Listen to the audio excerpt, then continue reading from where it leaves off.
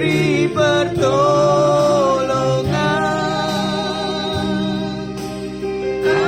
Anugerah-Mu besar melimpah bagiku.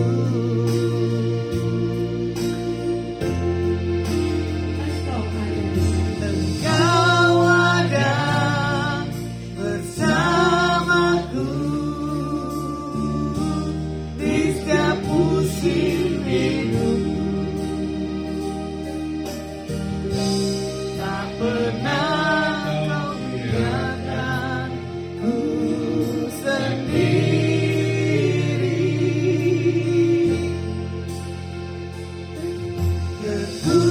Kekuatan di jiwaku ada bersamamu. Tak pernah ku ragukan kasih-Mu. Bersama-Mu Bapa, ku lewati semua kekenangan dunia.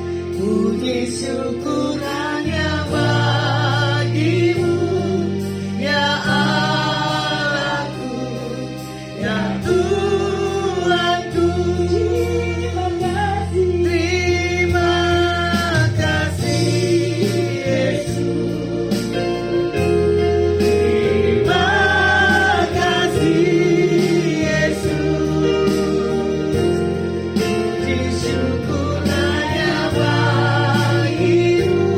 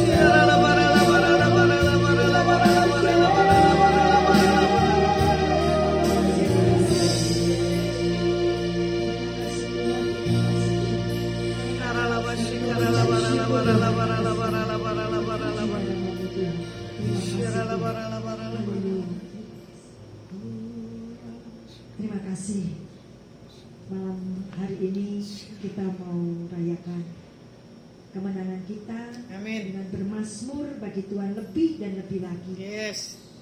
Mari kita nyanyikan. Tuhan adalah kekuatan dan keselamatanku. Karena tanpa Tuhan kita tidak bisa berbuat apa-apa. Mari kita menyanyikan dengan sukacita.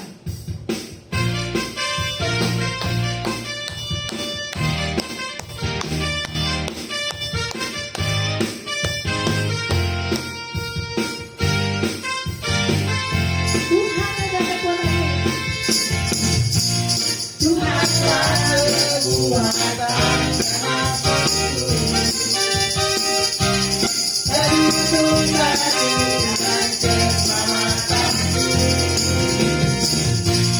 Hanya pada Tuhan percaya, Allah menyerah berkota perlindungan. Bangsa berhidup berdikari padamu, takkan pernah berubah. Hatiku percaya, walau bumi bergoncang, gunung-gunung beranjak, namun kasih setiamu tak berhenti.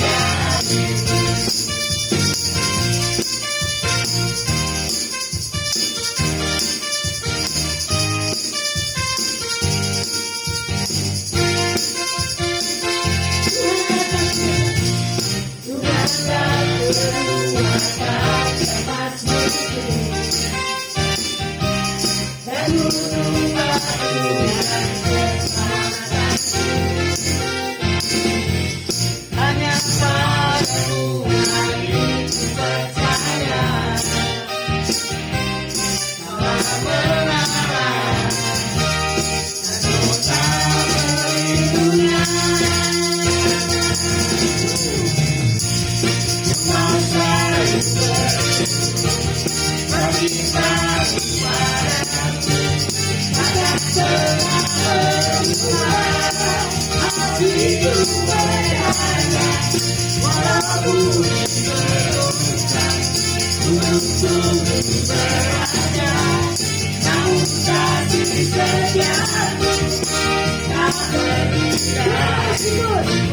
Tuhan selalu berdikari padamu, takkan pernah berubah. Hatiku percaya, walau bumi bergoncang, gunung-gunung beranjak, namun kasih setiamu tak berdikari. Kasih setiamu tak berdikari.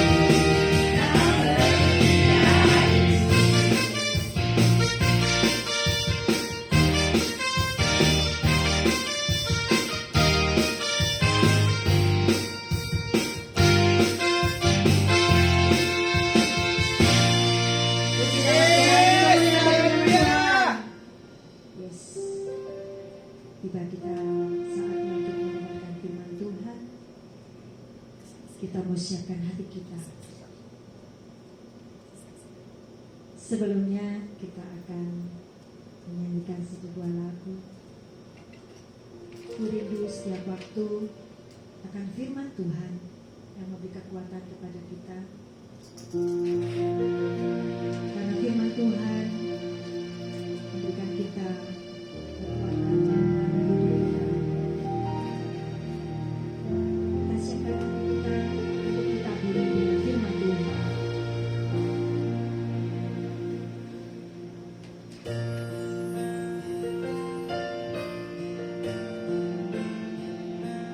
Kita mau tundukkan kepala, kita mau berdoa, kita mau bernyanyi dengan kesukaan hati bahwa kita rindu akan firman.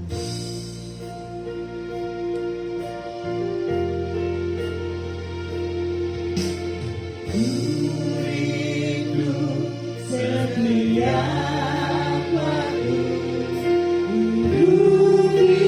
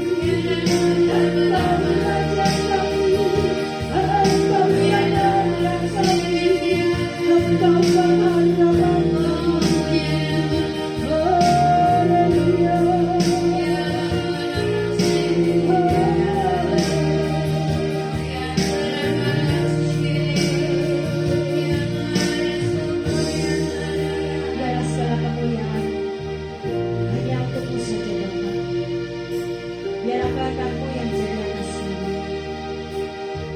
Apa yang kami ikat di dunia ini akan terikat di sini. Dan apa yang kami ikat akan terikat. Terpujilah namamu Bapa.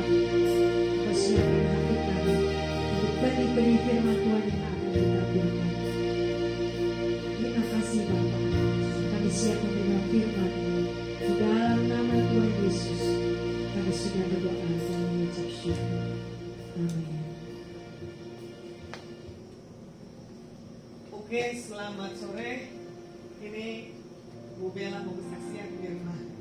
Mari saya undang. Ambil ke depan.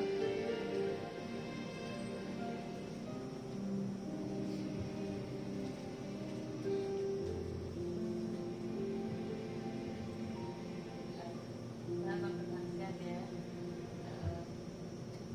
Dan Mei itu saya punya cucu, saya ke Anggota. Ya.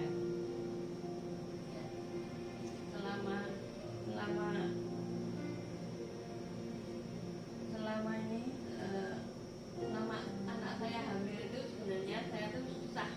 Tanya saya gini, kalau orang hamil tuh kasihan, rasanya tuh gitu.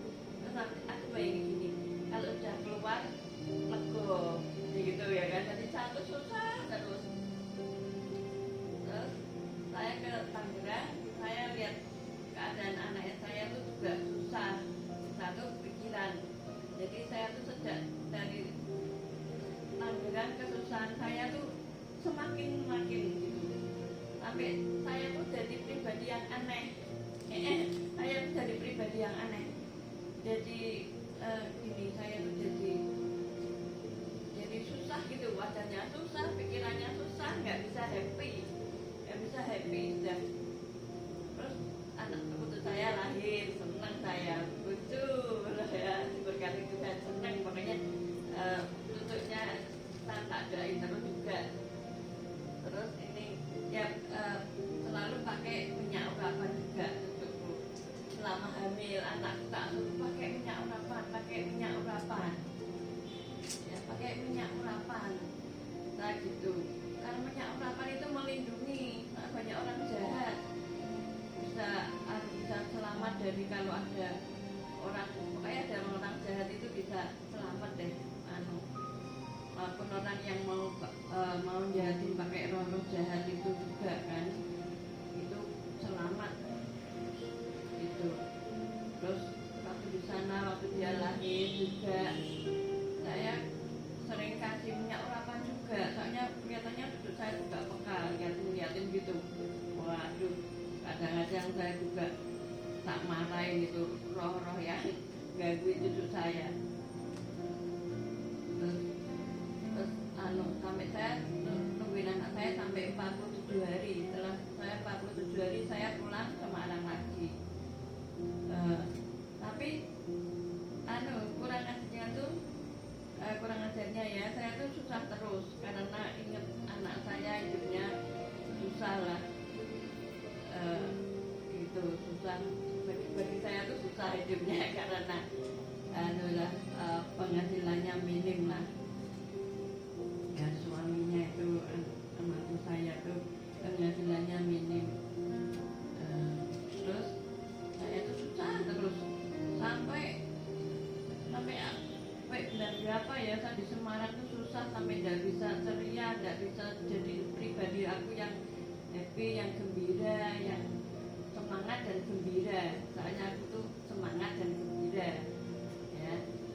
Terus suatu ketika aku sampai ini bukan aku nih, kok susah gitu, bukan aku nih, aku terus aku diingatkan aku gitu kan, aku nggak mau susah aku gitu. Nah susah itu ngikutin itu pikiran ya, itu membuat aku berpikir ditakut-takuti tentang kesusahan gitu kan, nggak baik jadi susah. Terus saya tuh pikir gini, aku nggak mau susah, aku pribadinya tuh karena aku gitu. Terus aku mau seperti Yesus saja, mari aku mau seperti Yesus saja. Tuhan Yesus selama hidup di tidak pernah susah. Tidak pernah susah ya. Aku tidak mau, aku mau hidup seperti Tuhan Yesus saja. Tuhan Yesus selama hidup di dunia ini tidak pernah susah. Terus ketika aku ngomong gitu, punya tekad gitu, tidak mau susah seperti Tuhan Yesus tuh hidup di dunia ini tidak pernah susah. Aku seperti Tuhan Yesus saja. Sejak itu seperti pias gitu, seperti terbuka pikiran. Terus sejak itu aku jadi diriku sendiri, gembira, sukacita, bahagia. Jadi menikmati setiap berkat dari Tuhan. Tidak usah khawatir ya. Terima kasih. Oke, selamat sore. Selalu baru setiap hari, baru setiap hari, besar setiamu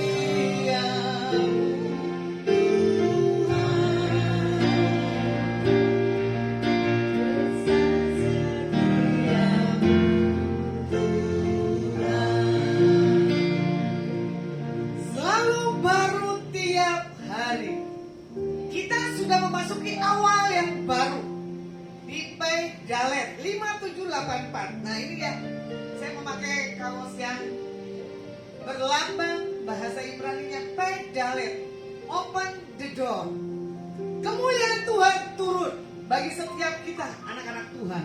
Ya, sedikit tadi Bu Bella kesaksian tentang pengalaman hidupnya kalau dia mendapatkan pengalaman cucu. Ya, yang sering saya bilang ketemu Ibu Seksi di stasiun Tawang, Semarang. Ya, ternyata kelahiran cucu adalah satu hal kebahagiaan, betul tak? Sama seperti Bu Swan, anak wedoknya baru ke Indonesia sudah 1 tahun. Ya loh, semuanya sebab baru sebelum Bu Swan ketemu anaknya, pasti, gitu. Ditoto karena ketemu mantu ya, belum. Nah, mantu yang baru, belum ada setahun ibarat katanya, ya. Bagaimana tadi Bu Swan bilang begini, dia punya kerinduan, tapi tidak berani ngomong. Apa yang saya miliki Bu Swan mau, ya toh? Ternyata dia bilang apa? Aku cuma mau kesaksian Bu, tapi dia malu. Karena apa? Dia menginginkan baju yang saya punya, tapi mau tanya beli di mana, Bu Swannya malu. Tiba-tiba anaknya dari Belanda turun ke Indonesia, dibawa jalan ke kota Bandung, kota Neng, Mojang, Priangan. Ya pada nih banyak neng gelis. Nah bahaya tuh ya. Di Manado juga sama, banyak nona-nona. Ya toh, neng dan nona. Ya toh. Nah, tiba-tiba di situ Bu Swan berkata katanya apa? Dia lihat baju yang saya punya. Tuhan tahu, nggak tahu tuh berapa lama Bu Swan naksir sekali dengan baju saya. Saya bilang baju yang mana? Karena saya nggak tahu. Karena apa? Semuanya sebab Tuhan pelihara. Tak selalu, gitu. Tuhan menjawab doa. Namun dia beri yang terbaik. Contoh, kemarin saya datang ke Semarang dalam waktu tiba-tiba. Memang ada plan, tiba-tiba juga. Saya ada di kota Solo. Saya di situ ketemu dan saya banyak berbicara di atas tamu-tamu. Harusnya bermalam, jadi bermalam. Kita kulineran. Nah, dari pagi kuliner dan malamnya makan durian penutupnya. Saya bilang saya nggak berani. Karena apa? Perut saya lagi bermasalah waktu masuk kota Semarang. Bagaimana saya melihat? Belajar menghargai, belajar memberi, dan belajar mengelola Tuhan di tahun yang baru ini itu udah mudah dan gak gampang. Di awal tahun perut saya sudah bermasalah, ya kan? Tapi Tuhan kita bukan dengan orang-orang yang bermurah hati dan orang-orang yang tepat. Nah, bagaimana kita belajar pada hari ini di dalam kita menghargai kehidupan? Biasanya kita ini cinta akan barang, atau kita cinta akan keluarga, atau kita cinta akan sesuatu yang kita berhalakan. Itu jangan sampai ada dalam setiap kehidupan kita anak-anak Tuhan. Contoh, kemarin ibu yang dari Solo dia bilang begini, aku mau kesaksian. Apa? Ibu nyatakan pesan Tuhan berapa tahun yang lalu, kalau kamu akan dapatkan rumah dan mobil. Terus kenapa? Ini memberkati rumah ini. Aku udah beli, harganya pokoknya dahsyat bu. Loh kok bisa? Ini sebelum apa sesudah Paidalet di penggantian tanggal tahunnya Yahudi. Dia bilang apa? Sebelumnya. Wow, open the door-nya sudah terbuka. Terus saya bilang begini, terima lagi janji-janji Tuhan yang pasti Tuhan akan beri dalam setiap kehidupan. Nah di situ saya bisa melihat, kalau kita mengalami satu kedekatan dengan Tuhan, menghargai dalam segala apapun berkat yang Tuhan percayakan dalam kehidupan kita anak-anak Tuhan, jangan takut dan jangan khawatir. Contoh, sebelum saya memasuki awal bulan tahun yang baru, saya diberkati Tuhan. Ya toh? Cerita nggak ya?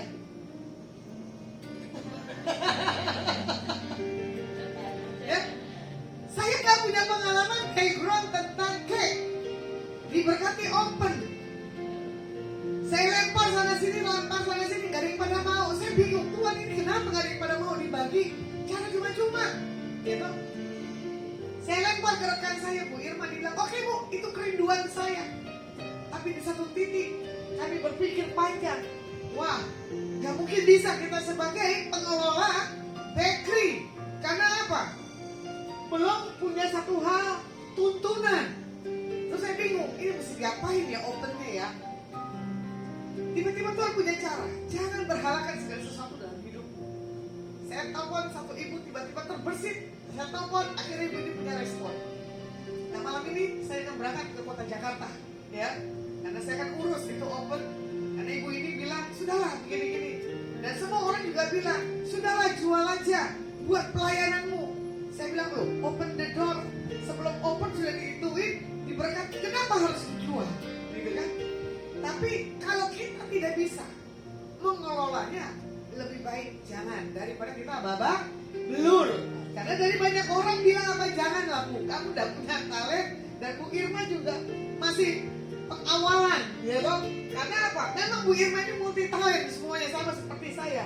Tapi tidak bisa ambil setiap sikap yang benar-benar. Kita bisa nggak nih sebagai pengelola yang bertanggung jawab atas segala yang Tuhan taruh dalam setiap kehidupan kita.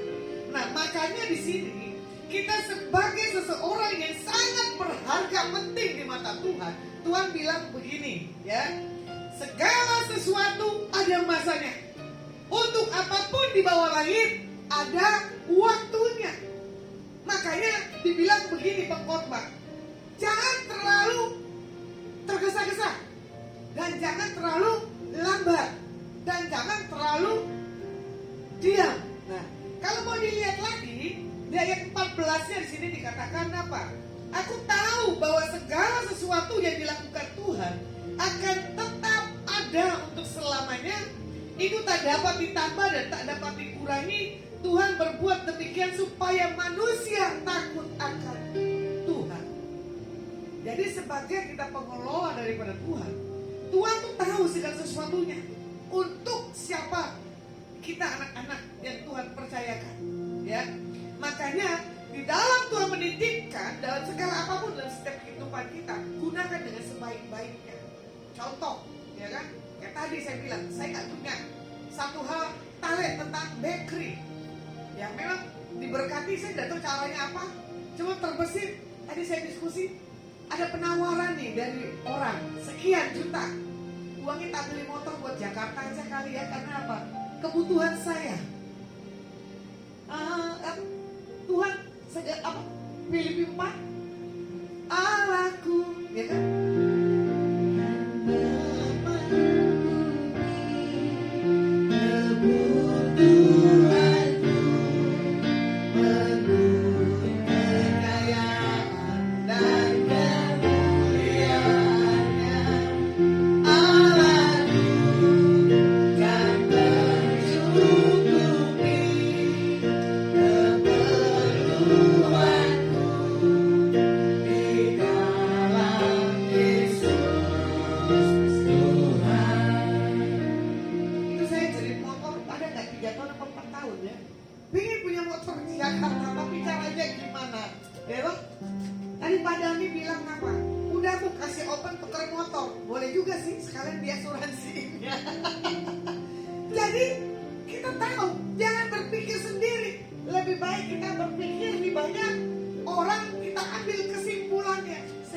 boleh Pak Dani, idemu bagus. Satu open ditukar dengan satu kendaraan motor, ya kan? Makanya Tuhan menitipkan segala sesuatu dalam kehidupan kita. Tuhan bilang begini, jangan terlalu serakah dan jangan terlalu tergesa-gesa dan juga jangan terlalu lambat. Ini proses 2 minggu saya dipercayakan dikasih itu open, ya kan? Tapi keputusan hari ini baru saya punya. Makanya 3 hal yang Tuhan mau taruh dalam setiap kita di sini dikatakan apa? Ya, bahwa talenta uang kita harus kelola dengan sebaik-baiknya. Terkadang seringkali kita berpikir itu buat kita sendiri, ya kan?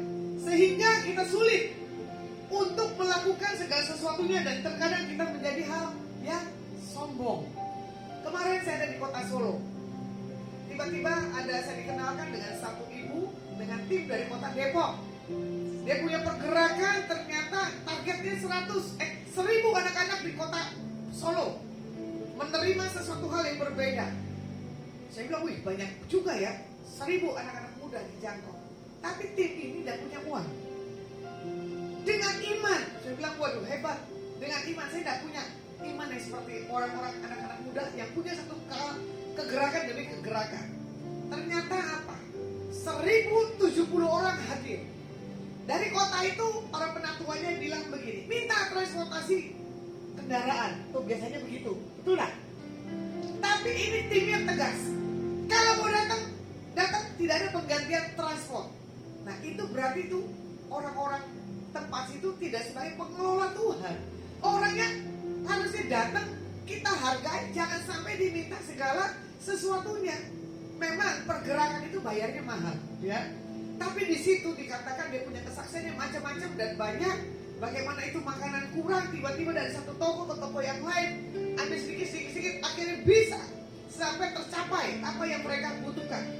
Sampai yang tadinya tuh anak gak bisa diam, anak yang tadinya bikin rusuh, tiba-tiba dilawan Tuhan mengalami tangisan. Penatua-penatuanya bingung. Makanya Yoel 2, gitu. Tuhan pakai generasi anak-anak muda untuk menerima satu hal, lawatan untuk bisa menjadi kesaksian dan mempunyai banyak perubahan dalam setiap kehidupannya. Ternyata setelah itu KKR di follow up lagi. Mereka rindu untuk tim ini datang kembali di kotanya. Tapi tim ini dikatakan apa? Dia keliling dari kota ke kota.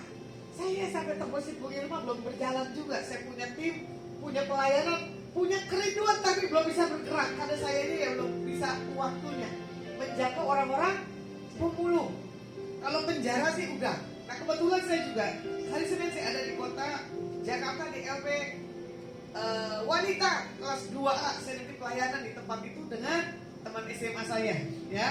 Jadi kalau kita mau lihat bahwa kita belajar menghargai waktu yang tadi. Kalau mau dibilang dalam titik kelemahan, dalam titik gak ada apapun, yang penting kita punya satu hal semangat tadi Ibu Bella, gitu. Jangan mukanya muka sedih, betul lah. Tobat, tentang tobat sebentar kumat. Nah itu yang bahaya. Sebagai pengelola, terkadang kita pelit. Sebagai kita diterima berkat daripada Tuhan, terkadang kita juga pelit untuk melakukan, memberi segala sesuatunya. Nah, kalau kita dipercayakan Tuhan tidak menjadi orang yang pelit, kita akan peduli dengan satu dengan yang lainnya. Bukan berfokus kepada kita punya diri. Kita lihat Mazmur 24 ayat yang ke-1, firman Tuhan katakan begini, Mazmur Daud. Tuhanlah yang punya bumi serta segala isinya, dan dunia serta yang diam di dalamnya. Jadi Tuhan yang punya segala apapun di bumi ini dan dunia ini. Makanya Tuhan bilang apa?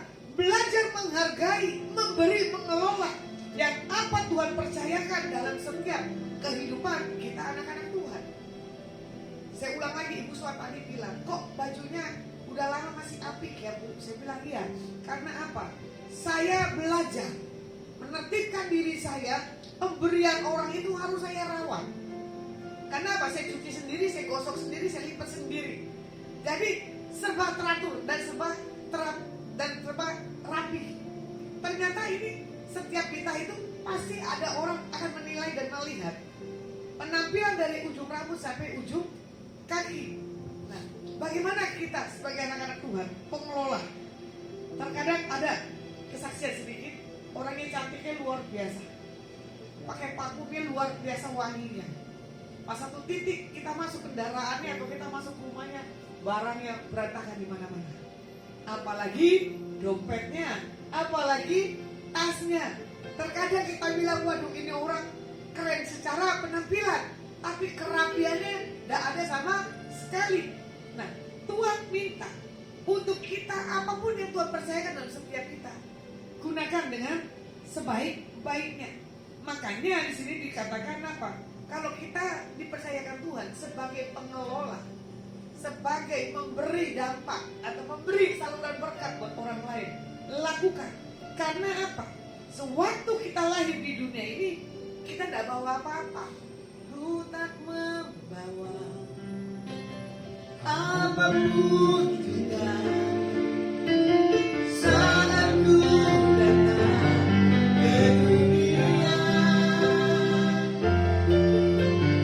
ku tinggal semua apa adanya. Saat ku kembali ke surga,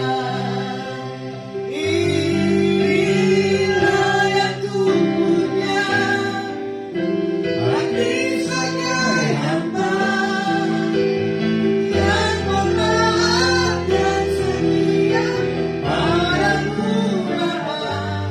Kemana akan ku bawa hati yang menyembah dalam keadaan kebenaran sampai selamanya. Terkadang orang gampang bicara, terkadang orang gampang nyanyi. Kita nggak bawa apa-apa pas sudah diuji. Kasih dong saya ini, pikir panjang. Kerjain dong ini, pikir panjang. Ya, orang yang punya mental tidak pelit adalah orang yang suka memberi. 2 minggu yang lalu saya gereja ada di Kelapa Gading. Saya suka dengan Henny Christianus. Kurang lebih 11-12 saya lah punya karakter. Ya, dia bilang apa? Orang pelit itu nggak akan bisa memberi. Orang pelit itu otomatis orang yang nggak tulus. Tapi kalau orang yang sudah punya karakter tidak pelit, apapun akan diberi, apapun akan dilakukan tanpa ada disuruh. Nah, saya belajar melihat, ternyata Ibu Hedi melakukan segala sesuatunya, ya toh. Sebagai pemimpin, dia nggak akan perintahin anak buahnya, dia cuma bertindak lakukan, nanti anak buahnya akan malu sendiri. Saya bilang dia benar, itu kayak seperti saya. Bahkan sampai dia bilang begini, saya tadi YouTube-nya buat ulang lagi, saya mau dengar, nggak ada di YouTube-nya. Ternyata dia bilang gini, hal sepele aja nih, kamar mandi contohnya, kotor katanya. Atau ada saringan lubang air, biasanya ada nyangkut rambut. Saya di rumah, di tempat orang, maupun di hotel, aku tak angkat itu kadang kotoran, pembuangan ada rambut, aku tak masukin ke tempat sampah. Saya cuma tertawa, wah ini dia saya. Karena apa? Kita dilatih untuk mendisiplinkan diri kita dalam hal kerapian dan kebersihan. Karena apa? Jangan pernah menggampangkan dari hal-hal yang sepele. Ya, makanya di sini dikatakan apa yang kita miliki atau yang orang miliki, yang orang itu tidak bisa maksimalkan. Kenapa kita tidak bisa kerjakan untuk bisa memaksimalkan segala sesuatunya? Makanya sewaktu kita lahir di bumi, gak bawa apa-apa loh. Pulang juga sama, gak tahu kan dibawain apa. Padahal dia pulang tahu gak dibawain apa petinya. Bu Irma tahu gak? Bu Suan tahu?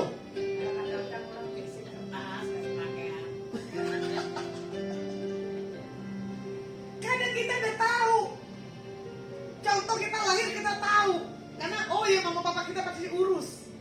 Tapi di saat kita dipanggil Tuhan, maaf, kita gak ada yang tahu.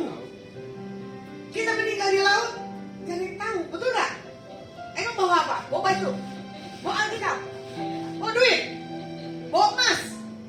Gak ada. Makanya dibilang begini, pengelola, orang yang gak mencintakan segala sesuatunya.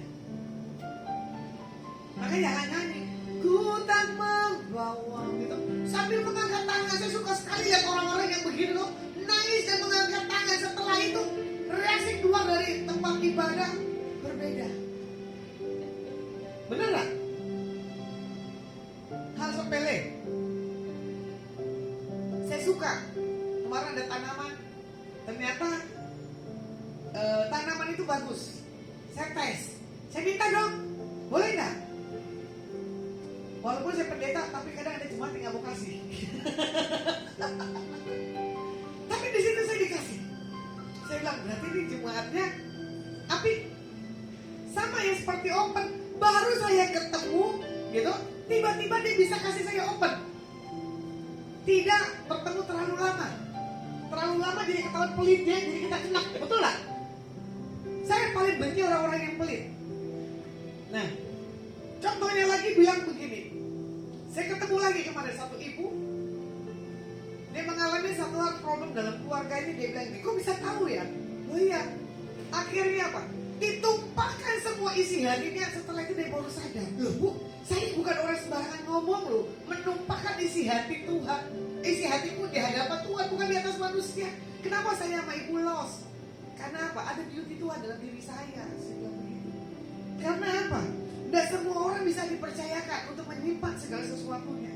Bahkan ibu ini menyentuh dan dia menangis. Kapan ya bu kita ketemuan lagi? Makanya orang kalau ketemu saya bahaya, awas. Ada ilmu peletnya. Sudah ketemu susah keluar. Bahkan ada yang berkata, wah kamu hebat bisa dengan lasma. Apik-apik ya dengan lasma. Memang saya kenapa? Galak, gak apa-apa kan? Tapi yang demi kebaikan, betul gak? Ada orang yang gak bisa terima. Ada orang yang bisa terima. Karena apa? Apa adanya, gak ada apa-apanya. Ya, kalau ada apa-apanya berarti berteman itu diukur dengan duit.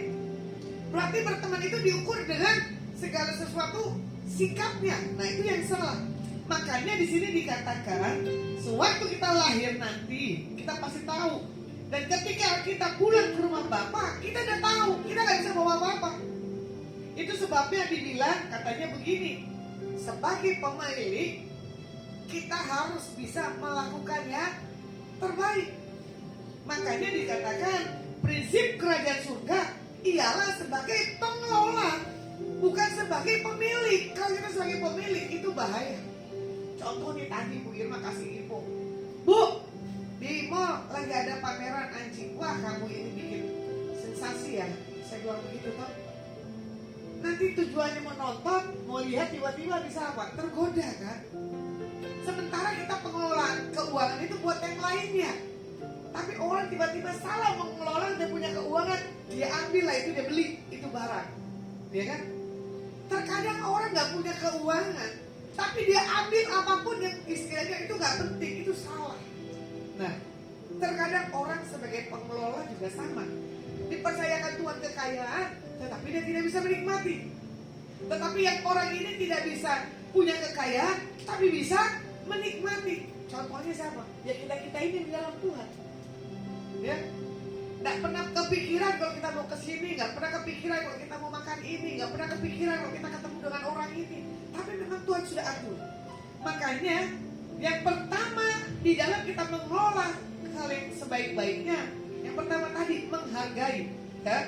Kita lihat Mazmur 90 ayat 10 dan 12. Masa hidup kami 70 tahun dan jika kami kuat 80 tahun dan kebanggaannya adalah kesukaran dan penderitaan dan sebab berlalunya buru-buru dan kami melayang lenyap. Ajarlah kami menghitung hari-hari kami sedemikian hingga kami beroleh hati yang bijaksana. Jadi masa hidup kita tidak tahu. Makanya kalau bisa 70 atau 80 itu adalah satu hal kebanggaan. Setelah itu apa? Penyakit, menyusahin anak, mantu, cucu dan cicit. Kalau bisa janganlah. Kalau mau dipanggil enak banget dalam sekejap, bluk gitu tuh, tanpa ada tinggalkan jejak.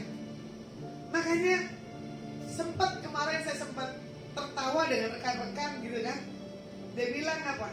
Ini orang gak ada penyakitnya, tiba-tiba langsung dipanggil Tuhan. Nah itu dia tuh yang paling enak. Saya mau tuh masuk ke dimensi yang seperti itu. Kalau bisa jangan lama-lama, sekarang aja. Tapi semua orang bilang apa? Bulasnya stres, putus asa. Loh, karena apa? Tuhan ajari. Kalau kita tidak bisa mengelola, nggak bisa ngatur segala sesuatunya, buat apa? Ya, makanya kadang di sini dikatakan apa? Menghitung hari-hari berarti kita menghargai detik, menit, terus apa? Jam, waktunya. 24 jam ini kita pakai buat apa? Ya kan? Jadi selama Tuhan masih memberi kesempatan, jangan sampai kita melewati dengan hal-hal yang tidak berguna. Karena waktu kita dunia ini adalah waktu yang sangat singkat. Ibaratnya gini loh, kita ini cuma numpang transit di bumi, betul ya? Salah gak sih? Numpang hidup lah. Kita dilahirkan numpang hidup di bumi. Kalau saya bisa sampai 52 tahun itu anugerah, ya. Nah, makanya di sini dikatakan apa? Kita harus melaluinya dengan cara yang baik usia yang kita ada. Bukan pakai yang tidak baik. Makanya kita belajar mulai dengan kebenaran firman. Renungkan, pelajari, jadikan satu hal gaya hidup dalam setiap kehidupan kita. Nah, makanya di sini ada pepatah dikatakan begini. Baik belum tentu benar, tetapi menjadi benar pasti membawa kebaikan. Makanya orang yang selalu membawa kebaikan, saya suka ya, selalu dia mempunyai satu hal, kebenaran. Orang baik pasti punya kebenaran. Orang bohong pasti tidak punya kebenaran. Orang bohong pasti dengan kelicikannya. Itu udah otomatis. Makanya gampang kita lihat orang itu, cara dia berbicara dan cara dia menatap. Orang ini baik atau tidak. Hitungan waktu, hitungan detik, ketahuan. Orang ini seperti apa. Kadang nangis, gitu. Kadang minta belas kasihan. Tapi di saat diberkati Tuhan, lupa semuanya. Lupa segala sesuatunya. Bahkan menghabiskan waktunya dengan hal-hal yang tidak berguna. Nah, kita lihat masa depan kita ini seperti rentetan keputusan yang kita harus ambil. Ada orang terima warisan, ada orang terima berkat. Dia lupa segala sesuatunya. Tanpa dia lihat, ya, masa ke depan ini seperti apa. Tanpa dia berpikir untuk gimana dan apa yang akan dilakukannya.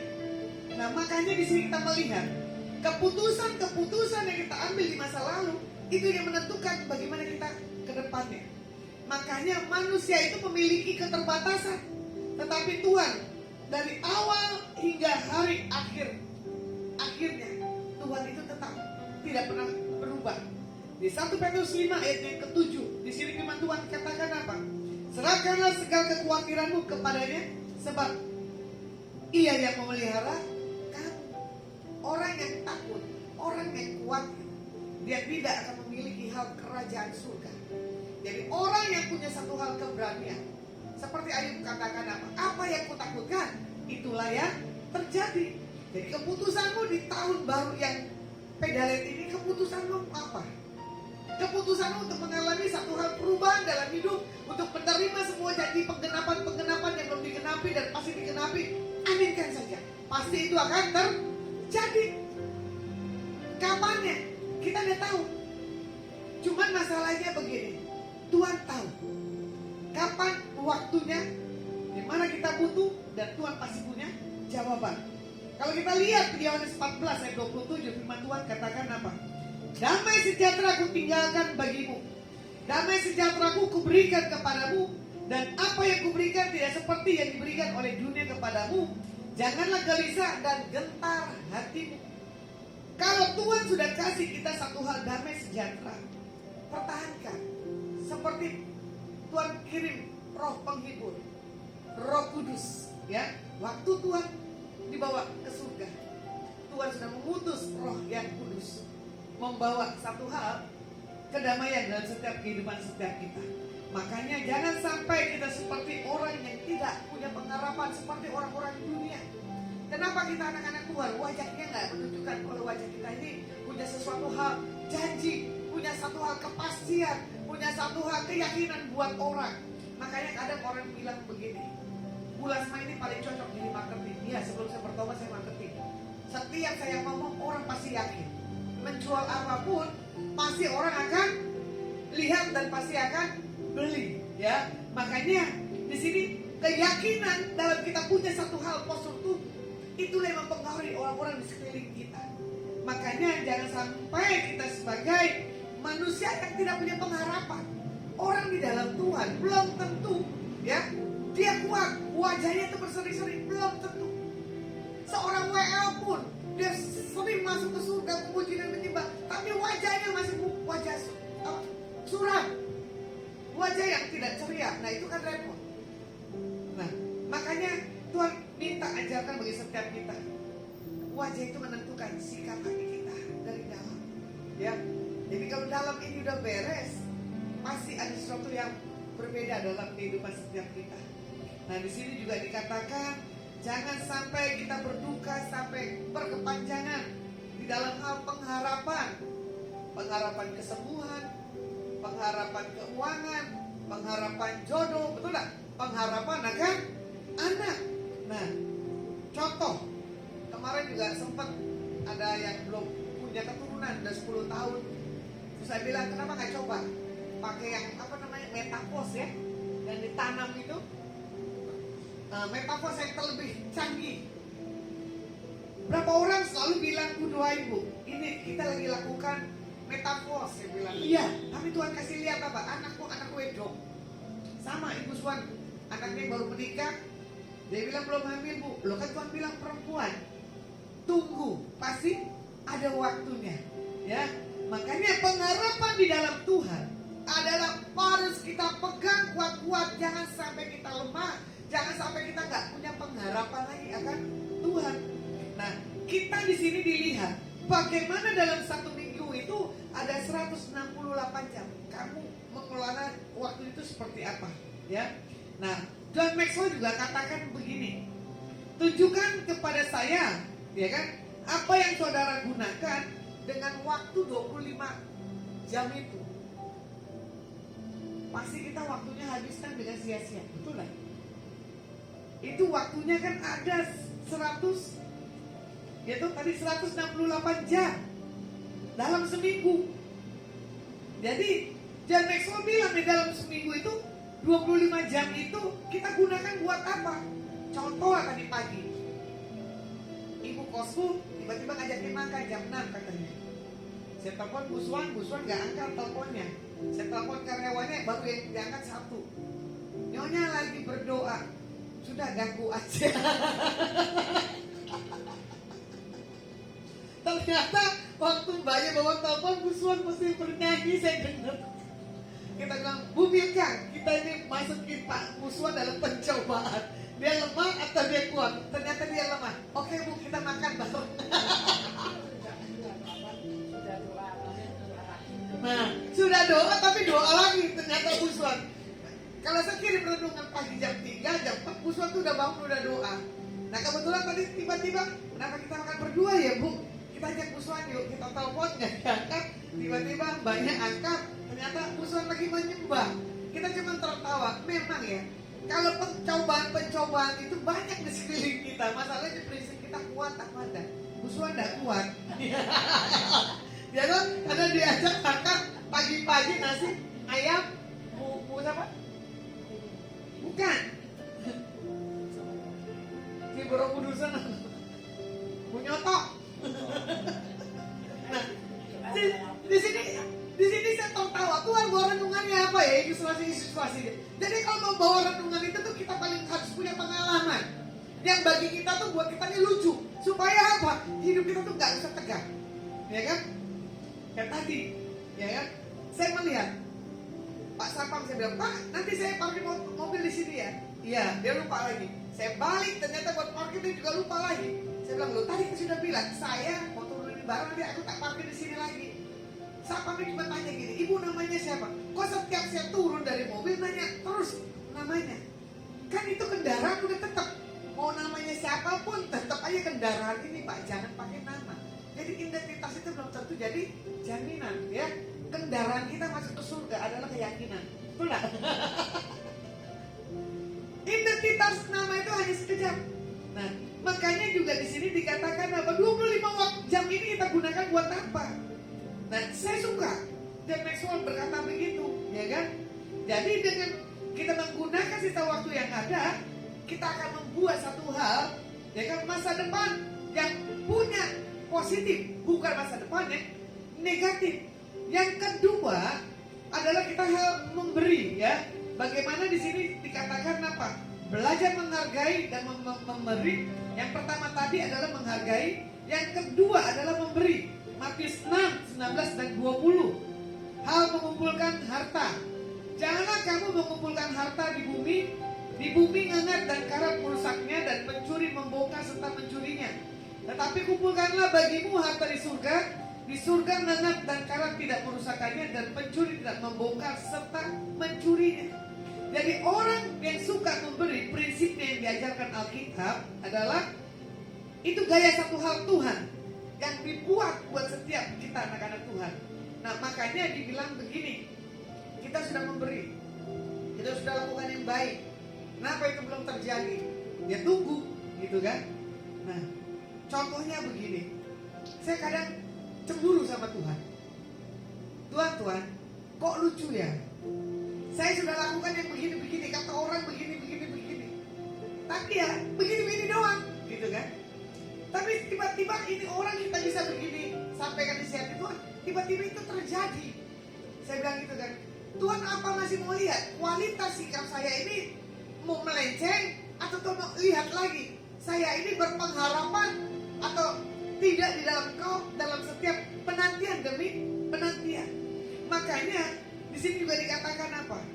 Siapa sih yang nggak ingin fasilitas di bumi? Pasti semua orang mau. Kamu mau nggak fasilitas bumi? Yang nggak mau siapa? Nggak ada. Pasti semua mau fasilitas di bumi. Bukan suami baru kan?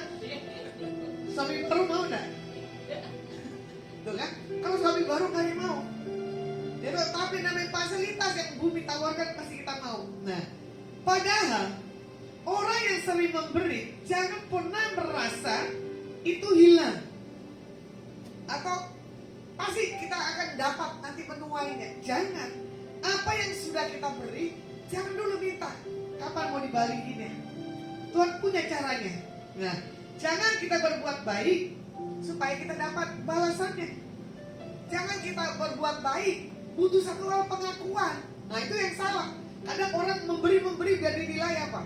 Baik. Contoh, kemarin lagi saya di Solo, saya paling hobi beli pisau. Belum pernah ya saya kasih pisau tajam ya. Karena setiap kota kalau saya datang rumahnya pisaunya pada nggak tajam-tajam. Ini kurang meriah tapi tajamnya luar biasa. Baru saya turun di pasar gede, mbaknya udah tahu. Ini ibu datang lagi pasti mau beli pisau. Nah itu dia. Udah disiapin. Selalu ya saya mau minta beli, dia udah ready. Jadi saya langsung ambil, saya langsung tak pulang. Orang akan melihat, ternyata kita ini punya satu hal, keperfekan dalam segala sesuatunya. Detail katanya. Ibu ini rapi, saya bilang iya. Nah, sebaliknya, orang itu bisa melihat kok, kita ini seperti apa. Kalau kita baik, pasti kita ketemu orang baik. Udah harganya murah, saya minta bonus lagi. Coba bayangin, dapat lagi bonus 2. Orang udah untung tipis masih diminta. Bahasa kasarnya gini loh, orang udah miskin, betul gak? Saya paling dimarahin dengan rekan-rekan atau teman-teman saya yang lain. Kenapa sih Las, kamu beli awal udah gitu minta bonus lagi? Itu kan orang gak mampu. Gak apa-apa, kenapa? Saya ingin tahu gayanya dia pelit apa enggak. Saya ingin lihat orang itu tulus apa enggak. Ternyata kan enggak. Akhirnya apa? Di esok kesempatan saya ketemu, saya bawa makanan, saya bales, gitu. Dia cuma misalkan 2 pisau, saya kasih makanan itu lebih dari yang nggak pernah kita bayangkan. Saya tidak tahu nih teman nge-gym saya nonton nggak ya? Karena ada satu kafe saya suka kan, kafe ini Exceso. Saya sering nongkrong, pokoknya di semua Exceso pasti wajah saya terkenal lah gitu. Nah, tiba-tiba saya nongkrong di Kuningan City. Dipanggil rekan saya, dia nggak mau. Dia bilang, enggak, karena nggak ada itu orang yang Exceso, jadi saya nggak mau nongkrong di sini. Karyawannya bilang begini, Bu, ibu itu mah sombong, kalau nggak ada ibu Lasma mah nggak akan nongkrong di sini, katanya gitu kan. Oh, berarti kalau gua ada di sini, lu hoki ya? Iya, karena apa? Ibu mau penglaris, ibu baru duduk sebentar aja tamu-tamu Exceso sudah penuh. Dia tadinya nggak tahu siapa pribadi saya, tapi rekan saya bilang ibu ini pendeta. Sampai ibu ini yang punya uang, dia bilang, lu kenapa sih minta bonus kayak manis, minta bonus alpukat lagi gini-gini. Gak apa-apa, kenapa sih Ci, gue tahu lu berduit, tapi gue pengen lihat ini orang tulus gak melayani gue. Gue pengen lihat orang ini baik gak sama gue. Ya nanti kita lebihin aja gitu kan. Ternyata bener, karyawan Exceso itu kalau saya datang kira happy. Saya bagi lagu Singkong Salatiga, saya bagi lagu Nastar Galaksi, dia tertawa. Cici, gratisnya gue Exceso, gratisnya gue teh manis. Ini kan gue mau oleh-oleh. Akhirnya apa? Teman saya tertawa. Lu paling pinter ya kalau beri sesuatu, katanya gitu. Makanya ini orang-orang mereka, kalau kau datang ini cinta, gitu kan? Jadi nggak usah lama-lama. Kita itu kalau kedekatan orang, jangan kita jaim. Atau jangan kitanya apa? Sombong. Gak perlu. Karena buat apa? Gak bisa bawa apa-apa kok. Kalau dilihat ya, di Lukas 14, 12 dan 14, siapa yang diundang? Ya, bagaimana kita melihat Yesus mengundang, gitu, sahabat, saudaranya, keluarganya, tetangganya. Tetapi di sini diadakan perjamuan kasih, ya kan? Dilihat lagi ada orang miskin, orang cacat, orang lumpuh, orang buta.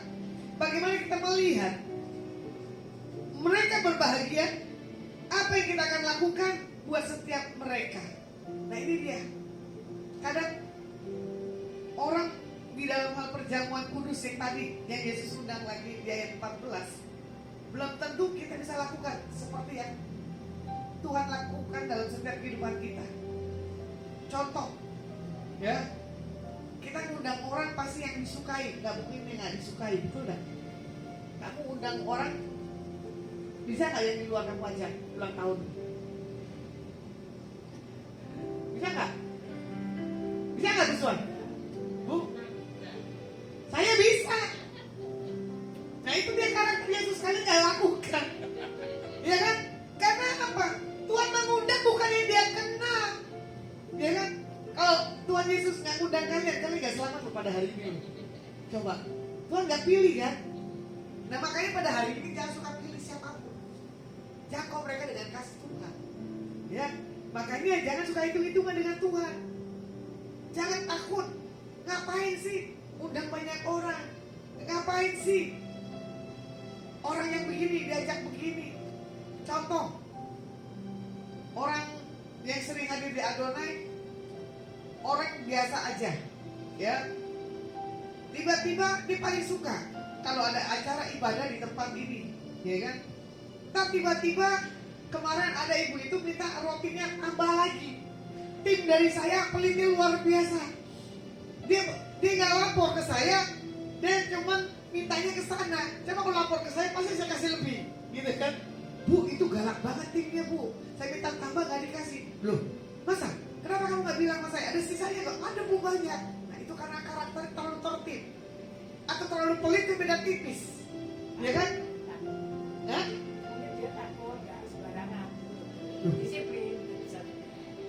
Kalau Bu Irma udah ngerti Pak Padani dan Bu Suwanto, kalau ada sisa kasih. Contoh saya tadi ada di kos, Bu Irma ke kamar mandi, ada orang office boy mau pesgal, saya nggak tahu lah pembersih, katanya kejetit, badannya sakit. Spontan dia bilang, Bu minyak anginnya masih ada nggak? Kenapa? Saya mau kasih Bu sama orang yang suka bersih karena ototnya gini-gini. Ingetin ya, takutnya saya lupa. Untungnya apa? Saya tak pindahin dulu, cemplungin dulu di mobil walaupun berantakan. Yang penting apa? Kita bawa. Ibu Irma kan orangnya spontan. Dia tahu saya punya minyak, harusnya saya pelit dong. Kalau saya nggak pelit, dia juga nggak pelit. dia peduli dengan yang lainnya. Nah inilah sikap. Kalau pemimpin ini adalah orang bermurah hati, kalau bawahannya nggak murah hati, itu perlu dipertanyakan, itu perlu disangsikan tuh, ya toh? Dan perlu di-spend. Nggak boleh.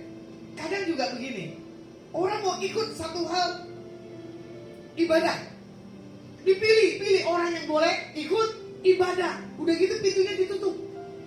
Saya bilang eksklusif banget, itu ayatnya di mana sih?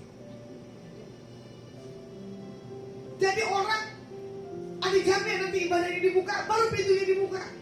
Saya bilang di Alkitab nggak ada, betul nggak?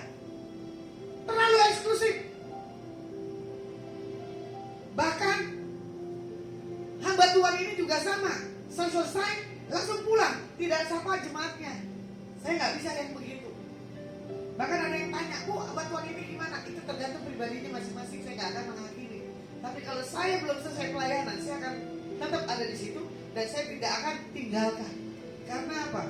Orang itu lebih membutuhkan, gitu, daripada kita di rumah atau kita di tempat yang lainnya, betul nggak? Buang-buang waktu. Menghibur dan menguatkan itu kan nggak gampang. Ini belajar loh, setiap kita anak-anak Tuhan. Ya, open aja semuanya. Jangan dibilang apa nih? Open door. Tapi nanti pintu itu akan ditutup. Tidak semua orang yang bisa masuk acara doa. Gak bisa semua orang masuk acara apa? Konseling. Gak bisa begitu. Jadi bukalah setiap hati kita. Bukalah siapa aja yang mau masuk. Makanya seperti lagunya Bang. Ku buka hati.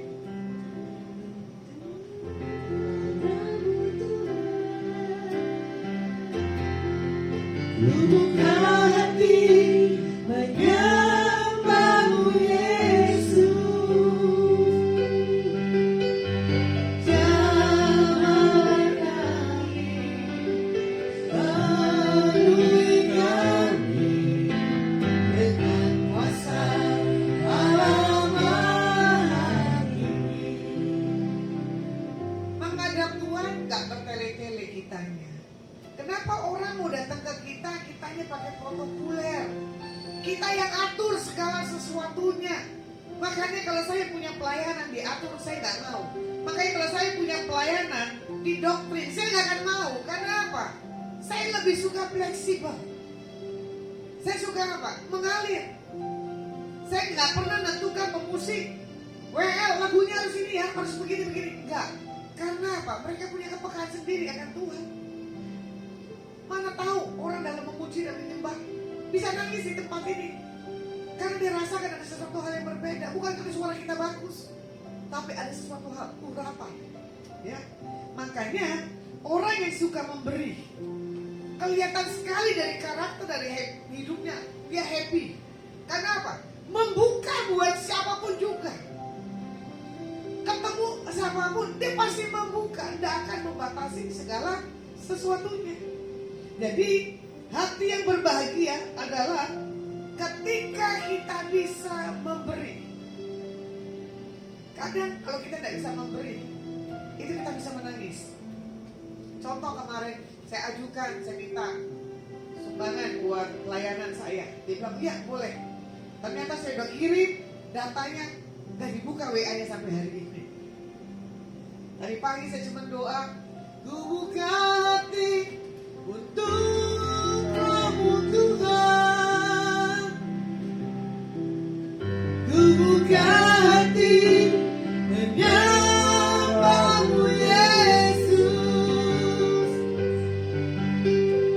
Jamah kami, penuhi kami dengan kuasa Allah Maha Tinggi. Saya WA ibu ini langsung dijawab. Saya cuma bilang, bisa nggak Bu? Bukan ini aja yang saya minta kebutuhan buat pelayanan sponsor saya. Dia bilang apa? Bisa, bisa. Saya bilang biaya bulanan saya pengeluarannya sekian. Kamu mau sponsoring saya berapa? Saya akan terima. Tuh, udah punya jawaban saya. Walaupun tadi pagi saya di kamar saya cuma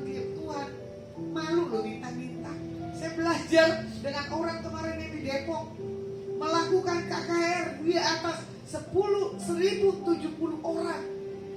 Berkatnya berkat tiba-tiba saya bilang, ini Tuhan, kok gue gak punya iman seperti mereka ya, anak-anak muda loh. Tapi kalau tadi Tuhan udah sentuh ini orang, saya cuma begini, terima kasih Tuhan, kau kirim orang yang tepat, yang tidak perlu menjanjikan baru saya berbicara, ternyata dia bisa mau mensponsori apa yang menjadi kebutuhan, keperluan pelayanan saya buat yang ke depannya. Makanya kalau pelayanan tanpa ada dana, itu gak akan bisa. Ya, makanya dulu orang waktu gak punya, saya akan dukung, saya akan pelayanan. Setelah dia punya, boro-boro dukung, menghilang ya, tak berbekas dan tak bersuara. Nah, makanya di sini Tuhan minta pikiran, tenaga, perhatian kita hanya ke Tuhan dan berikan senyum di atas siapapun yang kita jumpai. Nah, perhatikan baik-baik pada hari-hari ini. Masihkah kita punya sikap memberi dan berbagi? Coba kontrol diri kita kalau kita tidak bisa berbagi dan memberi. Contoh tadi kakak saya telepon, lasnya ada baju begini. Saya bilang, udahlah ngapain sih, baju tuh udah ada kok, udah banyak, lagian gak ada dana. Terus kakak saya bilang begini, Kak, gue yang bayarin, dulu punya beliin baju. Saya ketawa, gak usah, simpan aja uangnya. Buat apa kamu beliin saya? Enggak lah, ini kan selera kamu, kesukaan kamu, gitu kan. Ya sudah, kalau kamu punya uang beliin, kalau enggak ya gak usah dipaksa, saya bilang gitu kan. Nah itulah tadi dia bilang, kalau orang punya karakter yang memberi, gitu, dan berbagi, dia akan hitung-hitungan. Makanya kita melihat persembahan seorang janda miskin di Markus 12, gitu, 41 dan 44. Bagaimana kita melihat janda miskin memberi dari hal kekurangan, bukan dari hal kelimpahan. Makanya prinsip kerajaan surga di sini dikatakan apa? Bukan sekedar melihat jumlahnya, tapi sikap hidup kita, hati kita ini seperti apa, ya. Makanya dunia mengatakan begini, jangan kita berharap meminta balasan, tapi kalau kita sudah membuat yang terbaik, pasti Tuhan punya cara dengan orang-orang yang kita tidak mengerti. Jadi jangan memberi persembahan, ya kan, hanya sebagai umpan. Contoh, seminar tentang ekonomi, ayo tabur maka kamu akan menuai. Ditaburlah semua sertifikat berliannya. Di saat nggak menuai, orang ini marah dan ngamuk. Kadang naburnya ngawur, nggak tanya Tuhan. Karena apa? Menabur minta umpan, pasti akan Tuhan kasih, betul nggak? Emang dipikir kayak ikan, dikasih makan, ikan itu nyantal di kayu kita, ya nggak bisa, ya kan? Contohnya begini, ini orang-orang Chinese umumnya kalau lihat wajah saya katanya wajah apa? Taupan, hoki ya? Laupan, tuapan, artinya apa? Hoki. Saya bilang hoki dari mana? Ada, nggak ada. Ada, nggak ada. Karena apa? Apa yang didapat lepas. Apa yang didapat lepas. Tapi saya percaya hidup saya nggak pernah kekurangan. Karena apa? Kesaksian hidup. Makanya kadang seorang pengkhotbah bisa dites kok orang yang pelit apa enggaknya. Ya, orang pemusik bisa kelihatan kok dia pelit apa enggaknya. Berjalan dengan waktu. Jadi jangan sampai kena gombal-gombal halusinasi orang. Ya, itu sudah biasa kok. Kayak saya tuh kemarin sempat dibilang gini, aku udah kencang, ancar-ancar ya. Ancar-ancar nih buat ibu nih. Minggu ini gol katanya. Aku tak kasih ibu ini. Apa? Rumah di Semarang saya gitu kan. Bukan hanya rumah bu, mobil. Hah? Gede, saya bilang itu dapatnya. Ya, doain, amin. Berarti saya bukan kasih umpan, betul lah. Orang ini biasa, tapi dia punya sikap hati. Saya cuma minta ini buat yang 22 juta kok. Kecil bu, tenang aja. Ini ada 2 proyek, doain. Ya udah, 2 proyek ya, tak doain. Rumah dan mobil ya, saya punya ya. Jangan gitu ya. Ya kalau bisa punya rumah juga di Solo lah, jangan di Semarang. Kecil pun tidak apa-apa, yang penting apa? Nggak bayar hotel. Ya toh, punya tempat sendiri paling enak. Nah, yang ketiga, sebagai pengelola di Kejadian 2 ayat yang kelima, belum ada semak apapun di bumi, belum timbul tumbuh-tumbuhan apapun di padang, sebab Tuhan sudah menurunkan hujan ke bumi, dan belum ada orang yang mengusahakan tanah itu. Semak duri berbicara tentang sesuatu yang berantakan, ya kan? Yang harus diperbaiki. Manusia pertama adalah hidup kita diberikan Tuhan ada di bumi. Makanya apa yang kita kerjakan di bumi? Jadi setiap hari sesungguhnya Tuhan melihat hidup kita ini seperti apa, ya. Cinta Tuhan apa enggak? Makanya orang bilang begini, Bu, hidupmu tuh gimana sih 24 jam? Saya pengen tahu. Jangan, nanti kamu dekat saya bisa resiko, nanti bisa sakit dan bisa capek. Saya bilang itu karena apa? Kalau kamu satu kamar dengan saya, tidurmu terganggu. Kalau saya bisa bangun, tak bisa tidur lagi, bangun bisa tidur lagi. Karena apa? Kalau Tuhan gerakan seperti itu. Oh, pantas Tuhan imbang ya, Bu, pakai kamu seperti itu. Iya.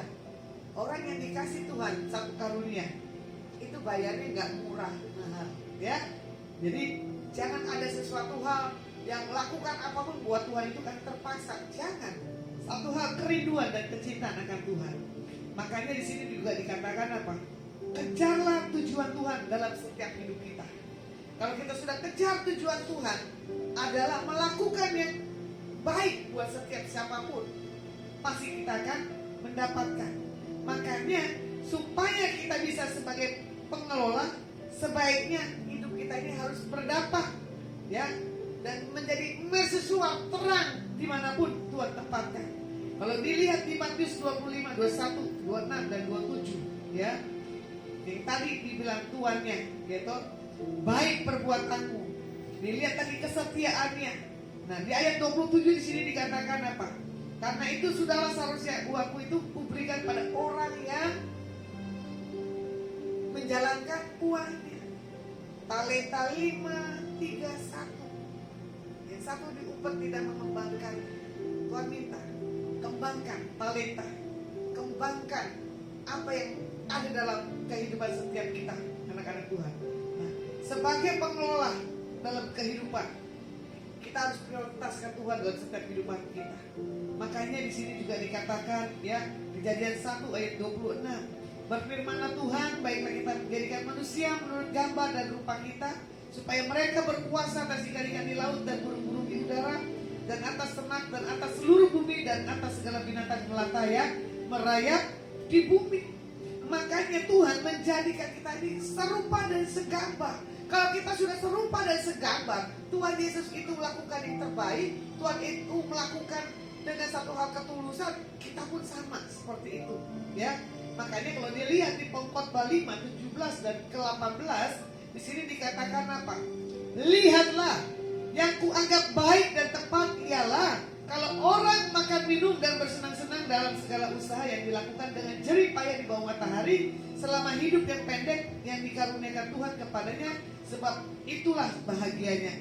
Setiap orang dikarunia Tuhan kekayaan dan harta benda dan kuasa untuk menikmatinya, untuk menerima bahagianya dan untuk bersukacita dalam jerih payahnya, juga itu pun karunia daripada Tuhan. Kita harus bisa melihat kesimpulannya, belajar menghargai, memberi, mengelola, menikmati dalam segala perjalanan kita ada di bumi bersama dengan Tuhan. Jadi setiap kita biarlah pada hari ini jangan kita hitung-hitungan kepada Tuhan, dan jangan kita sebagai pengelola Tuhan kita tidak melakukan yang Tuhan mau, ya kan? Seperti yang tadi, yang pertama, kita sebagai yang dipercayakan Tuhan, sebagai pengelola, sebagai memberi, sebagai yang dipercayai oleh Tuhan. Ketiga hal yang tadi kita lakukan dalam setiap kehidupan kita. Kita angkat pujian sebelum kita tutup. Kita tutup.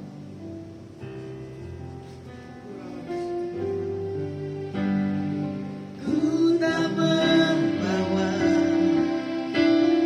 apapun juga saat ku datang ke dunia.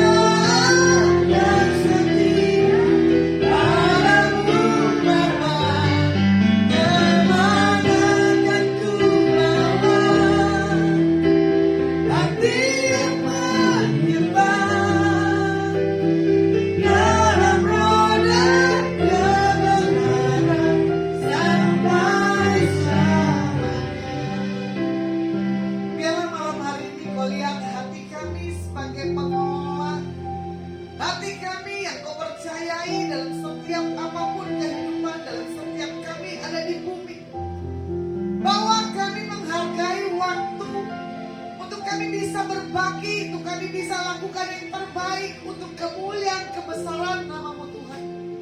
Karena kami tahu, kami sebagai pelaku, sebagai saksi daripada Tuhan, kami harus mencerminkan karakter ilahi yang daripada-Mu ada di atas setiap kehidupan kami. Telanjangi diri kami kalau ada kemunafikan Tuhan dalam diri kami. Dan kami akan lihat melalui kesaksian hidup kami, nama Tuhan Yesus Masiah dipermuliakan. Diberkati setiap kami yang ada di tempat ini. Diberkati yang menyaksikan live langsung dari siaran ulang.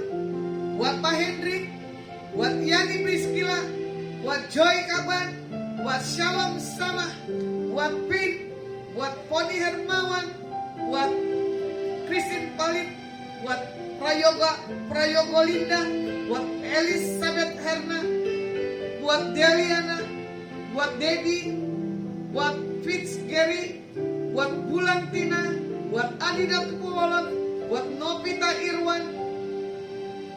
Terima kasih Tuhan buat setiap rekan-rekan yang menyaksikan pada sore hari ini. Kami tahu bahwa Tuhan akan buat yang berbeda. Tuhan katakan buat Joy Kau Kaban yang ada di kota Bali, sikap hatimu yang menentukan langkahmu dalam beberapa hari ke depan. Tuhan melihatkan ada banyak momen-momen yang engkau akan kerjakan dan Tuhan menyertai dalam setiap apa yang kau lakukan dan kau kerjakan. Kau akan bisa melihat target-targetmu buat di tahun-tahun ini dengan sukacita yang Tuhan akan serahkan dalam hidupmu, dan kau akan menemukan satu hal sukacita. Tuhan akan mempertontonkan di atas orang-orang siapa pribadi Tuhan dalam setiap kehidupanmu. Bahkan promosi di depan matamu sudah Tuhan kerjakan di luar batasan kehidupan. Dalam 5 hari ke depan, apa yang kau lihat, apa yang sedang kau menjadikan satu rema, semuanya terjadi dalam setiap kehidupan. Dan kau diberkati dan kau diurapi oleh Tuhan. Terima kasih buat persekutuan Adonai Tuhan pada malam hari ini. Kami percaya bangsa kami Indonesia ke dalam tangan-Mu. Shalom-Mu turun buat kami Indonesia. Indonesia bagi nama-Mu Yesus Masiah. Indonesia diberkati dan diurapi. Indonesia mengalami satu hal, kebangkitan. Diberkati Pak Joko Widodo dan Pak Edi. Diberkati para menteri. Diberkati Panglima Darat, Laut, Udara, dan Kepolisian. Diberkati RT, RW, Lurah, Camat, Bupati, Gubernur, dan Wali Kota. Diberkati Tuhan buat seluruh para hamba Tuhan yang melayani esok. Kekuatan kesehatan yang daripada Engkau sempurna buat setiap mereka.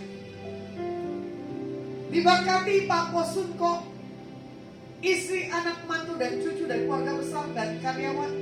Biar apa yang dikerjakan, dilakukan buat proyek-proyek ke depan dari Polux Tuhan. Dengan cara Tuhan yang dahsyat, Tuhan sudah berikan yang terbaik buat Pak. Kami juga berdoa buat pilkada tahun ke depan di bulan Februari. Damai sukacita-Mu turun buat bangsa kami Indonesia. Tidak ada Tuhan hal-hal yang tidak kami inginkan. Siapapun pemimpin yang daripada Engkau sudah tentukan. Tuhan pilih caleg-caleg yang bisa membuat satu hal perbedaan buat suara masyarakat-Mu di muka bumi Indonesia ini. Terima kasih buat segala hal yang Tuhan sudah kerjakan buat Adonai, buat orang-orang yang terkoneksi, buat Lasma juga Tuhan. Engkau berkati orang-orang yang sudah menjadi satu hal untuk memberkati hamba. Biar segala yang terbaik daripada Engkau sudah mereka terima dengan iman. Lalu kami akan mengangkat kedua tangan kami di hadapan Engkau. Biarlah berkat-Mu mengalir dalam setiap kehidupan kami. Pulang dan bawalah berkat yang datang dalam nama Bapa, Putra, dan Roh Kudus. Di dalam persekutuan yang manis mulai hari ini sampai selama-lamanya. Biar apa yang dikerjakan kedua tangan-Mu dibuat Yesus Masiah berhasil. Yang sudah terima berkat, mari kita sama-sama